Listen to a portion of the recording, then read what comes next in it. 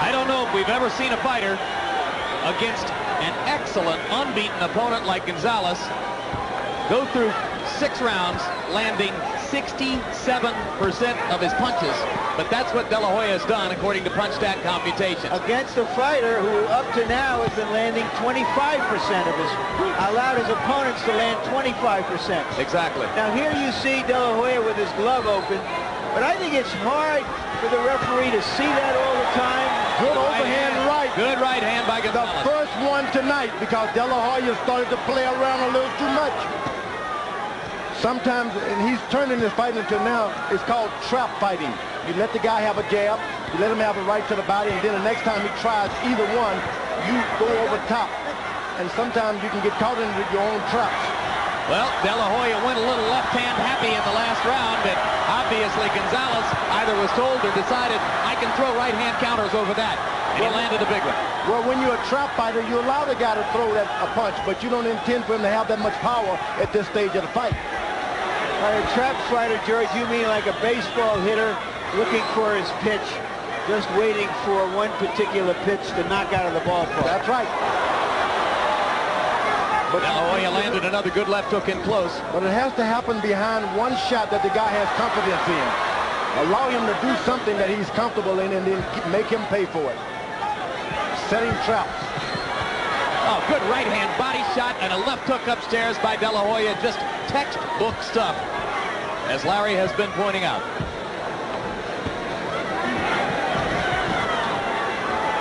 And Oscar's doing a good job of it. He steps back and then he circles. Make 2 steps and then circle. Get him up. Come on, Oscar. Okay, Oscar, that's down low. Come on, get him up. Let's go. Here we go. That's 2-1 on warnings on low blows if you're counting. Another left hook backs up Gonzalez. De La Hoya hasn't been able to bring blood from that right eye yet. You remember how easily he cut Chavez with a jab in the first round. Good uppercut. Gonzalez tries it again. He was open there for a right hand, but De La Hoya let it go by. And now Mills Lane is going to deduct a point. Yeah, he's right this time. He's given him every opportunity to be a good guy, and he could have done it before very easily. So that's 1 point gone from Gonzalez's scorecards.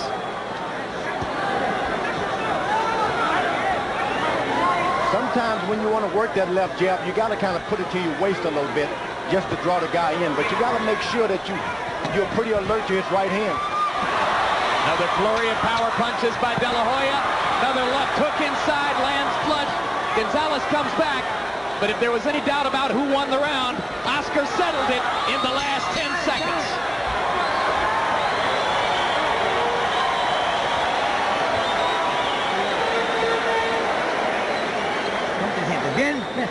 All right, it's very well. Después de 2 jabs. After 2 jabs on the top, feint and a right hand to the body. Este 2 jabs arriba. Te inclinas todo lo que puedas. 2 jabs on the top, and then go ahead and bend over and make sure you throw that straight right hand. Confunde.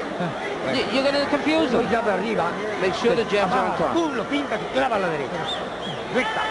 Píntalo primero, la pinte primero, no lo espere tanto, ¿ok? You go ahead and feint him. Don't wait for him. 69% now. Let's go. Okay, come on. 4 or 5 fights ago, I don't think De La Hoya would be ready for this Gonzalez. A year and a half later, he appears to be ready for anyone.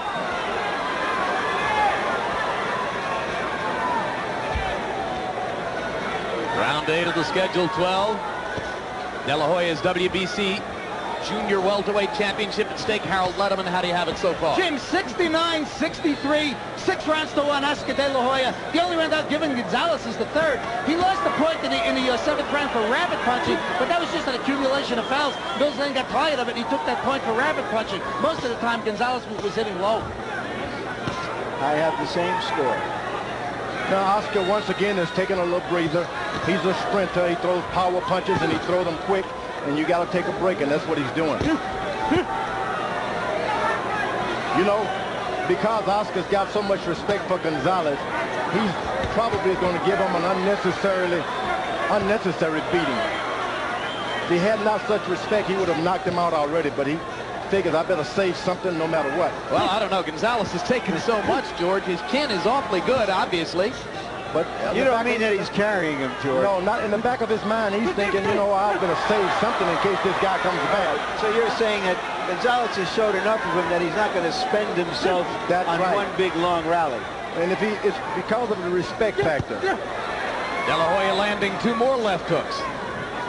The one about 20 seconds ago was another that might have finished most of his previous opponents. Yeah, because he's been listening to the propaganda about this guy is a good fighter. He's undefeated. He's the best. You don't just go to sleep and say, that means nothing to me.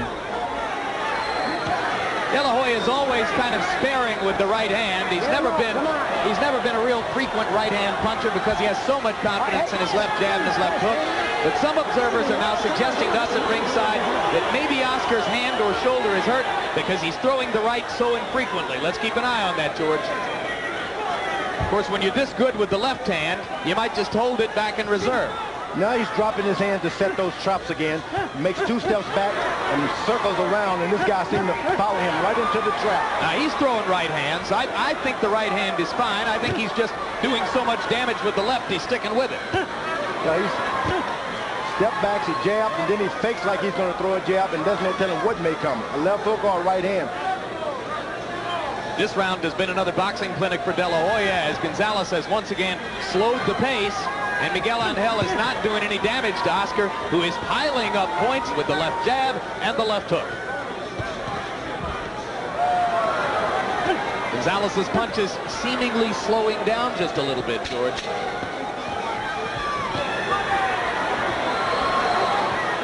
De La Hoya is such a student of boxing. He's wanting to learn something all the time.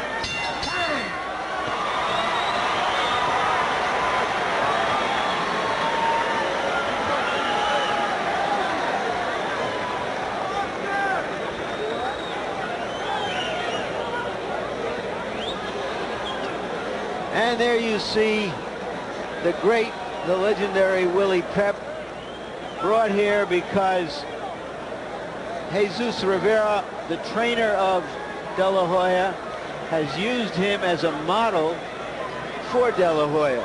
That doesn't mean that De La Hoya is trying to fight like Pep. What he is trying to learn about Pep is how to stay in control, how to use your intelligence in the ring as well as your fists. And when you get to meet these guys, it brings a little extra confidence to you that they would be associated with you and not the other guy. Watch the ice.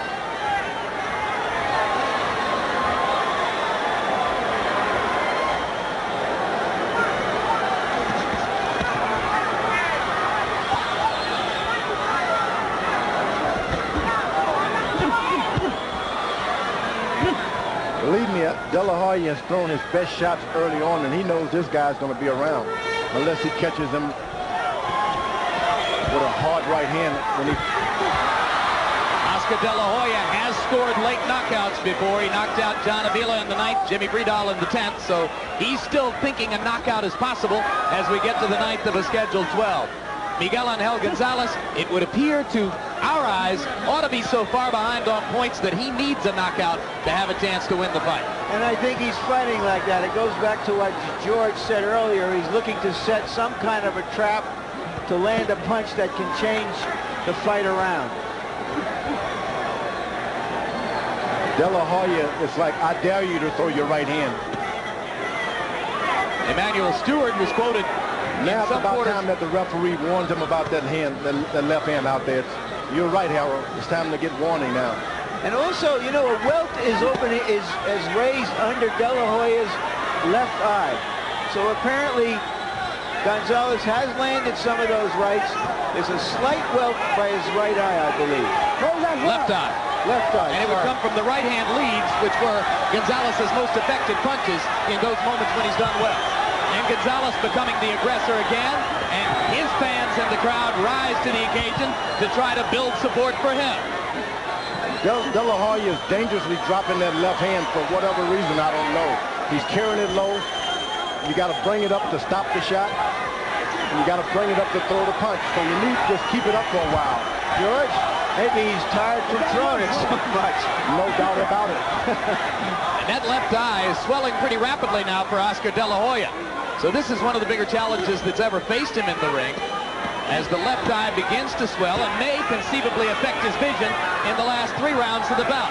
Meanwhile, he stiffens Gonzalez with the left and backs him up again. That's what happens when you have a good fighter and you play around and let him in and off the hook. It comes back to haunt you. If you're scoring and you're looking for a round... That's the overhand right. If you're scoring and you're looking for a round to get to Gonzalez, this is your best chance in quite some time. Right, since the 3rd round.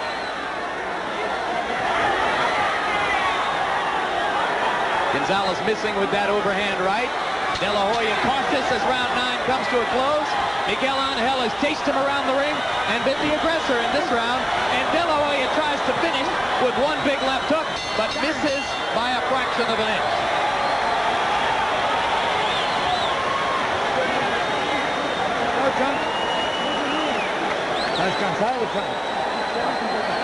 Are you tired?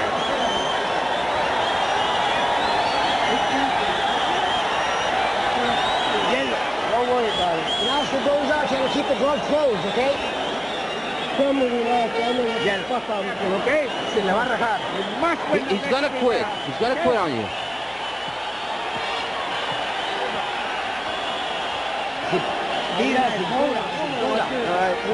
Go ahead and move that waist. Watch that right hand, yeah. Here's the Gonzalez right hand that has been marking up De La Hoya for perhaps the first time in the fight in his career. And you heard during the round referee Mills Lane tell the corner of De La Hoya to make him stop fighting with an open glove, as Harold Letterman pointed out earlier in the fight. And you saw the punch stat numbers for round 9 that had Miguel Angel Gonzalez doubling De La Hoya's punch output. Oscar landed just as many, but the judges are likely to be impressed by the degree to which Gonzalez was the aggressor in that frame. Yeah, De La Hoya is going to have to establish more than the left jab to keep this guy off of him. He's going to have to come with some combinations and make him stop. Then he can move.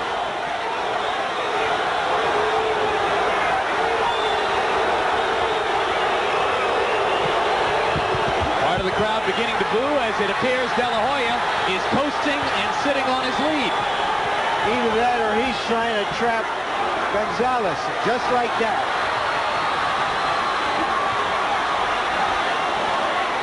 That's why I said it's dangerous to follow a puncher, because anything he hits you with can drop you.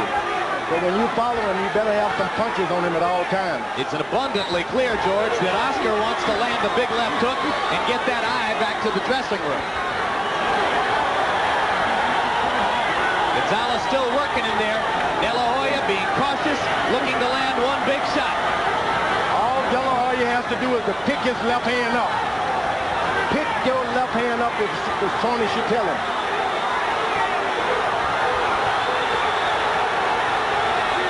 Because nothing happens with the left hook. This is going to be another round in which Gonzalez will have a much higher punch output than De La Hoya. And Oscar better hope that that lead on the scorecards is pretty safe, because the momentum of the fight is changing. And De La Hoya is allowing it to change.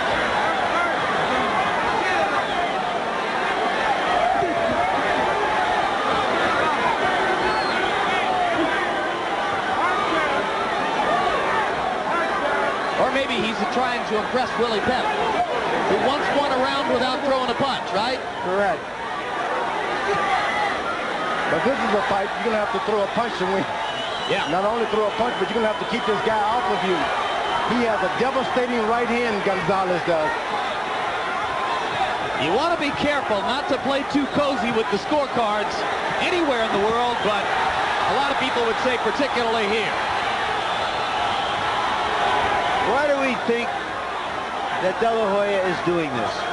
De La Hoya is having some difficulty out of that left eye, and he's tired. He's sprinted with some hard shots. He's not been able to knock this guy down, and he's trying to save himself for the last round.